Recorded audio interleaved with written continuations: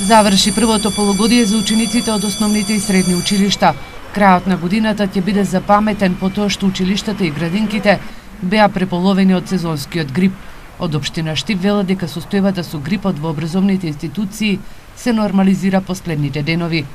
Ситуацијата се стабилизира што се однесува за учениците во основните и средните училишта, особено податокот кој што го добивме вчера од основното општинско училиште Ванчо Прке кажува за една стабилна ситуација, значи немаме ново пријавени дечиња кои што пријавиле отсуство поради заболеност од грип, од вирози и така натаму. Според календарот на Министерството за образование, учениците заменуваат на зимски распуст.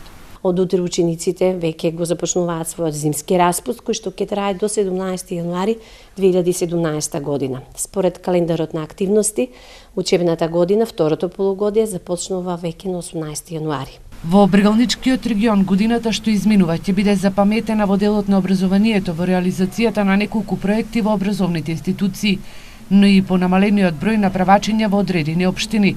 Проблеми со грејењето училиштата во Источна Македонија немаа поради навремената набавка на нафта и огревно дрво.